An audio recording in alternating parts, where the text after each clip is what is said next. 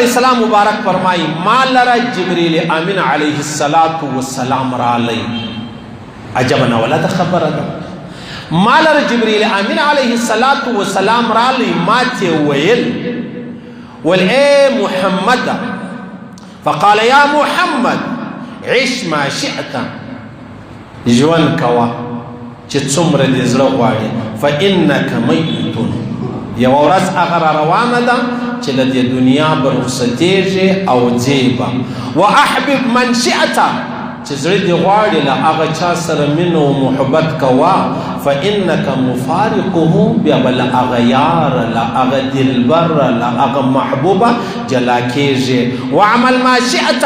چې زړه دې غواړي هغه عمل کوه ولی فإنک مجزی به دا هغه عمل به وتا ته بیا بدله چې د هغه ملاویږي واعلم ان شرف المؤمن قیامه باللیل. ای خبردار اوسئ پیغمبر علیه السلام مبارک ته جبریل امین علیه السلام ویلې ول د انسان شرافت بیا لویوالی په دې کې دی چې دی په نیمه شپه د الله په دربار کې راپورته شي او بیا پر لمانځه ودرېږي وعزه استغناؤه عن الناس. که څوک په دې ژوند کې عزت غواړي د ټولې دنیا څخه مستغني واوسېږي د یو الله په دربار کې خپل ټول شکایتونه کښېږده. خبره داسې ده عزیزانو دا پیغمبر علیه السلام مبارک ته خو جبریل امین علیه السلام ویلې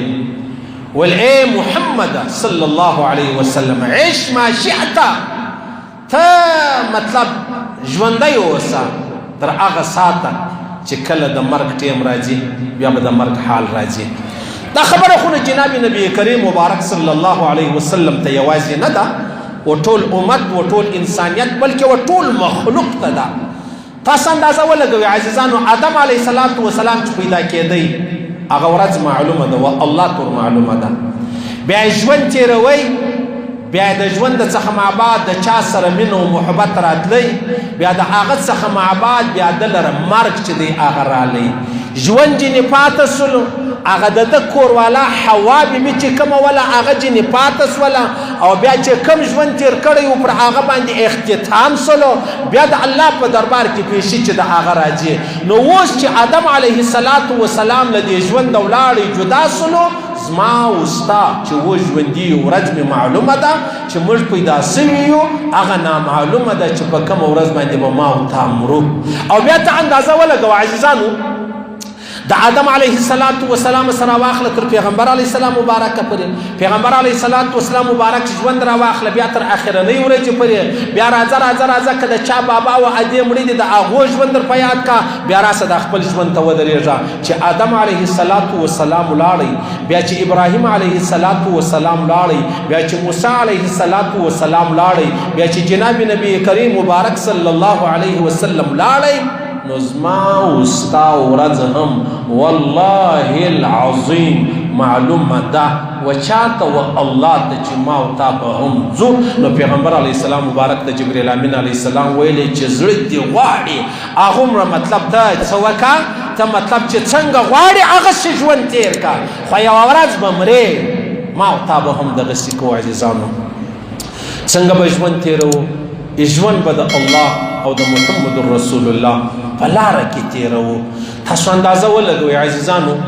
د پیغمبر علیه السلام مبارک چې کوم ژوند و د هغه څه خلاف ژوند ابو جیل تېر کړي د پیغمبر علیه السلام مبارک چې کوم ژوند و د هغه مطابق حضرت عمر فاروق ژوند تېر کړي. نن 1400 کاله بعد یو ځوان یو بچی واده نه لري کوزده نه لري که ما کوزده و واده وکړلو که الله ما ته زوی راکړي پر هغه به د عمر نه مږدم که زوی راکړي صدیق به ورباندې ږدم که زوی راکړي عثمان و علي و معاویه به ورباندې ږدم که زوی راکړي حسن و حسین به ورباندې ږدم. دا وجه څه ده؟ وجه دا ده د الله رسول ته جبریل امین علیه السلام وفرمایلې ول چې څنګه غواړې هغسې ژوند تېر کا خو یوه ورځ تا لره مرګ را روان دی تا لره نه ما او تا لره مرګ را روان دی. نو راسئ چې موږ دا ژوند د محمد رسول الله پر الله تېر وکړو. څومره ډېرې ګناهې ما او تا په خپله ځواني کې کړې دي بیا له ما او تا یېرې دي ما او تا پرې ایښي دي ما او تا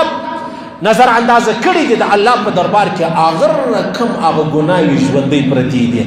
شل کاله 10 کاله 50 کاله مخکې ما تا ګناه کړې ده بیا ما تا یېره کړله هغه ورځ هغه کال ورک سو لاړی د الله په دربار کې هغه ګناه ژوندۍ پرته ده نن هم ما تا دغه ګناه وژلی سو څنګه وژنې وژنګې دا ده که مې د چا حق خوړلی دی اروې رسوه که مړ دی استغفار ورپسې ووایه کیمال در سره دی پسې خیرات یې کا او که د بدکاري و شراب و بل دا ووایه الله ستا په وحدانیت دې زما قسم زه په دې پښیمانه یم زه شرمنده یم زه معافي غواړم د 500 کالو ژوندۍ ګناه الله رب العزت په 50 سیکنډ و ما تا ته معافوي وسواس بیا پیغمبر علیه الصلاۃ والسلام مبارک ته جبرئیل امین علیه السلام ویلې واحبب من شئت فانك مفارقه چې د چا سره د زړه غواړي مینه او محبت ورسره وکړه چې څوک دې زړه غواړي هغه د ځان دپاره محبوب کا خو یو ورځ به جدایي چې د هغه راځي له خپل یاره به جلا کېږي له خپل دلبره به جدا کېږي له خپل محبوبه به جدا کېږي بیا اندازه ولګوه هغه یار و دلبر څوک یوسف علیه السلام له زلیخا جدا سلو جناب نبی کریم مبارک صلی الله علیه وسلم له خدیجة الکبرا جدا سو جناب نبی کریم مبارک صلی الله علیه وسلم د عائشہ صدیقیه جدا سلو او حضرت علی کرم الله وجل فاطمه جدا سو نو پیغمبر علیه السلام ته جبرئیل امین علیه السلام ویلي چې زړه دې غواړي له هغه سره مینه وکړه مینه او محبت وکړه خو یوه ورځ به له یاره جدا کېږي یوه ورځ به له یاره جدا کېږي دا دنیا ابدي نه ده دا دنیا ازلي نه ده دا عارضي ده دا عارضي ده اول یې هم معلوم پای یې هم معلوم په دا مابینځ کې الله یې څو کاله و ما او تا ته ژوند راکوي وایي چې زړه دې غواړي د هغه سره یاري وکړه خو یوه ورځ به له یاره جدا کېږي ما او تا به هم یوه ورځ له یاره جدا کېږو له خپل ملګري محبوبو دلبره جدا کېږو نو لهذا دا خپل زړه پر یارو پر مین پر یارو پر دلبرو پر محبوب باندې بیله مه نو چې تی وبیلې دا زړه بیا به څه وسي بیا به هغه ورځ را روانه ده تا او دی به سره جدا سئ نو چې جدا سوس بیا یې تاب لرې حضرت علی کرم الله وجهه فرمایي وایي که د چا سره دښمني کوې دومره دښمني وکړه چې هغه په لیمټ کې تر حد زیاته مه کوه کېدلی سي سبا دې یار سي سبا دې دوست و انډیوال سي وسوې او که د چا سره یاري کوې دومره مه کوه داسې نه سبا دې دا دښمن سي سبا درته بلا سي او سبا که بیا چیرې مړ سو درڅه جدا سو نو کم سے کم په سترګو به نه پسې ړندېږي یعقوب علیه السلام په یوسف علیه السلام پسې ړوند نه سولو دلته جبرئیل امین علیه السلام چا ته وایي جناب نبی کریم مبارک صلی الله علیه وسلم ته وایي چې زړه دې غواړي د هغو چا سره مینه او محبت وکړه یوه ورځ د جدایي را روانه ده دا بیا پیغمبر علیه السلام مبارک دا خبره و ما او تا ته وکړله